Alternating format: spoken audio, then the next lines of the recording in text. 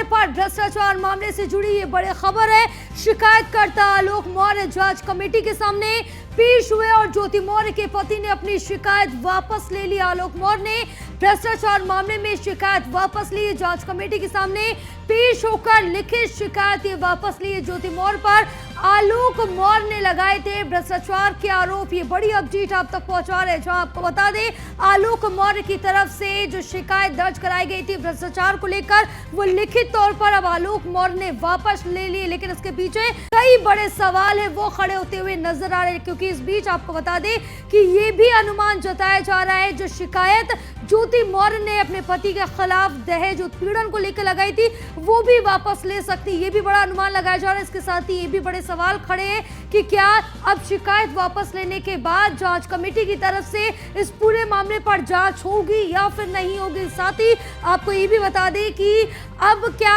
अंदर खाने खबरें चल रही हैं कि क्या दोनों में वापस से यहाँ पर समझौता हो गया है, इसको लेकर ये शिकायत वापस ली गई, क्योंकि इससे पहले तलाक को लेकर भी दोनों को पेश होना था, लेकिन आलोक मौर्य पेश नहीं हो पाए थे। सर अपनी शिकायत पत्र वापस लिए, क्या वजह इसके पीछे की? सर कोई वजह नहीं है सर, मैंने अपनी शिकायत पत्र कोई धमकी उनकी मिल रही थी क्या? नहीं सर, जो इतना बड़े एलिगेशन आपने लगाए थे उनके ऊपर भ्रष्टाचार का, क्या कोई समझौते को लेकर? नहीं सर, समझौता नहीं है सर। मैंने सर अपनी शिकायत पत्र वापस मैंने लगाया था सर, मैंने बस शिकायत वापस ले लिया और सर कमेटी को मैंने बताया नहीं, शिकायत सर मैंने जो था मैंने वापस ले लिया सर, अपनी शिकायत पत्र वापस। तो हमारे साथ हमारे सहयोगी विकास मिश्रा और यहाँ पर जुड़े हुए हैं और इनसे ज्यादा जानकारी लेंगे कि क्या कुछ अपडेट मिल पा रही है इस पूरे मामले को लेकर। विकास, अगर हम इस बीच जाने कि अब जिस तरह से शिकायत आलोक मौर्य की तरफ से वापस ले ली गई है, क्या कुछ इसके पीछे अहम वजह हो सकती है?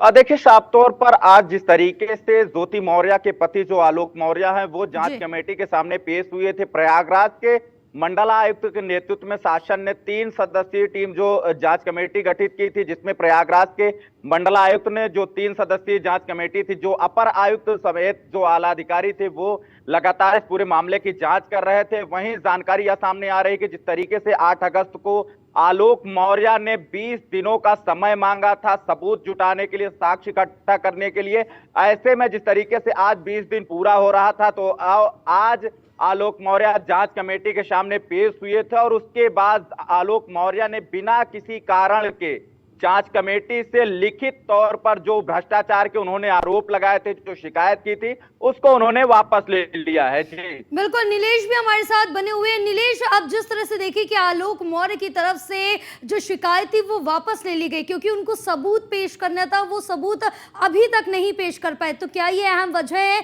कि सबूतों के अभाव में उनकी तरफ से शिकायत वापस ली गई?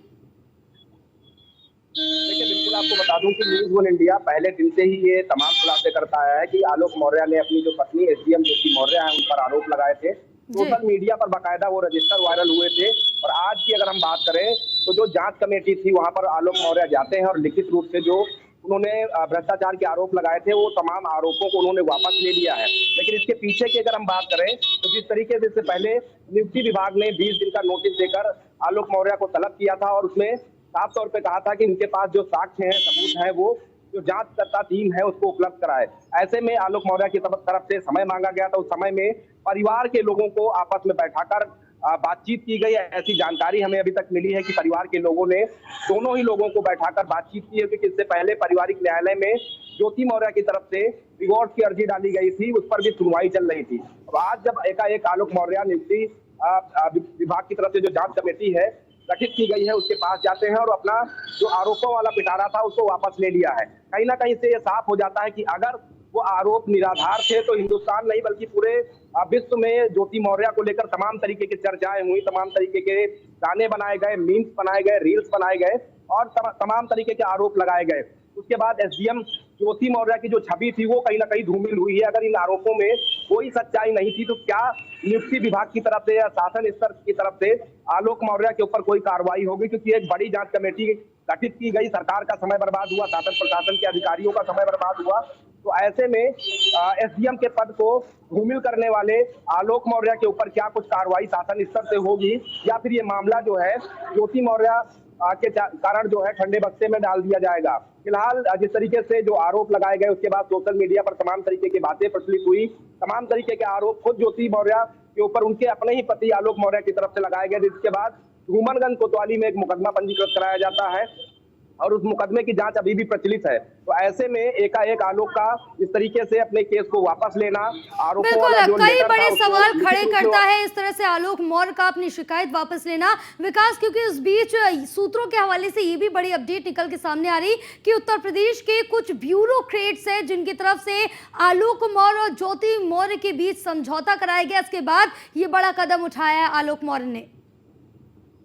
देखिए, जानकारी जरूर सामने निकल कर आ रही है, लेकिन इस पूरे मामले में अभी तक किसी भी तरीके की कोई आधिकारिक पुष्टि नहीं है। फिलहाल आलोक मौर्य ने जिस तरीके से आज लगातार जो मीडिया से बातचीत करते हुए उन्होंने साफ कर दिया है कि उन्होंने शिकायत, जो भ्रष्टाचार के जो शिकायत की थी उसको वापस ले लिया। हालांकि प्रयागराज के लोअर कोर्ट में आलोक मौर्य और ज्योति मौर्य के मामले में जो तलाक की अर्जी है वो 22 सितंबर को, यानी कि 22 सितंबर 2023 को होनी है। ऐसे में इसके पहले जिस तरीके से हेयरिंग हुई थी उसमें आलोक मौर्य और ज्योति मौर्य मौके पर नहीं पहुंचे थे, जो कोर्ट है वहां पर नहीं पहुंचे थे, तो कोर्ट में अपने अधिवक्ताओं की ओर से एक हाजिरी माफीनामा जो लगा है उन्होंने अपने अधिवक्ताओं की ओर से लगाया है।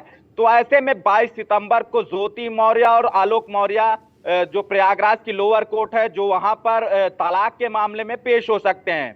जी बिल्कुल, क्योंकि अब जिस तरह से देखना होगा कि क्या कुछ इस पूरे मामले को लेकर ट्विस्ट आता, क्या मोड़ आता है, वो तो वक्त ही बताएगा। लेकिन नीलेश, उस बीच और भी कई बड़े सवाल है और ये भी एक अहम सवाल खड़ा होता हुआ नजर आता है कि इस पूरे मामले पर अब जांच कमेटी की तरफ से आगे जांच की जाएगी या फिर नहीं की जाएगी। देखिए, बिल्कुल जब आरोप कोई व्यक्ति लगाता है उसके बाद जांच कमेटी गठित होती है और जांच कमेटी अपनी जांच आख्या को तैयार करती है, शासन के अधिकारियों को भेजती है। ऐसे में जब जांच करने वाली कमेटी के सामने वो व्यक्ति पेश होता है जिसने आरोप लगाए थे और अपने आरोपों को वापस ले लेता है, तो जाहिर सी बात है कि वो जांच जो है वहीं पर बंद कर दी जाएगी। हालांकि इस पूरे मामले में अगर हम देखें तो तीसरा जो एंगल है उसमें मनीष दुबे का नाम भी खूब सुर्खियों में रहा था। मनीष दुबे के ऊपर भी आलोक मौर्य की तरफ से आरोप लगाए थे जिसमें उन्होंने साफ तौर पे कहा था कि उनकी पत्नी के साथ मनीष दुबे के अवैध संबंध है। ऐसे में मनीष दुबे जो कि होमगार्ड कमांडेंट है, होमगार्ड विभाग ने भी अपनी विभागीय स्तर से जांच कराई थी जिसमें दोषी भी माना गया था। ऐसे में मनीष दुबे के ऊपर किस तरीके से कार्रवाई होती है या फिर मनीष दुबे का मामला भी ठंडे बक्से में डाल दिया जाएगा, क्योंकि जिस तरीके से आलोक मौर्य ने अब आकर बैकफुट पर खेलना शुरू कर दिया है, क्योंकि जिस तरीके से उन्होंने आज आरोपों को वापस ले लिया है, उससे अंदाजा लगाया जा रहा है कि आगामी जो डेट लगी हुई है फैमिली कोर्ट में, उसमें जब दोनों ही व्यक्ति पेश होंगे तो कहीं ना कहीं जो डिवोर्स की अर्जी है क्या उसको वापस लिया जाएगा वो, या फिर वो मुकदमे की सुनवाई निरंतर जारी रहेगी। तो ये पूरा मामला है जिसमें एसडीएम के पद का जिस तरीके से दुरुपयोग करने का आलोक मौर्य ने लगाया था और तमाम सुर्खियां बटोरी थी। उत्तर प्रदेश और साथ ही साथ देश की जनता का समर्थन भी आलोक मौर्य को मिला था। उनका कहना था कि अगर उनकी पत्नी दोषी है तो ऐसे में उनके ऊपर कार्रवाई हो। लेकिन अब जब आलोक मौर्य ये खुद मान रहे हैं कि उनकी पत्नी दोषी नहीं है, आरोप वापस ले लिए हैं, तो क्या शासन प्रशासन और पुलिस के अधिकारियों के ऊपर आरोप लगाने वाले आलोक मौर्य के ऊपर शासन प्रशासन की तरफ से कोई कार्रवाई होगी? बिल्कुल, अभी तो वक्त ही बताएगा कि अगला स्टेप क्या कुछ रहने वाला है, क्या कार्रवाई की जाएगी। फिलहाल तमाम जानकारी साझा करने के लिए आप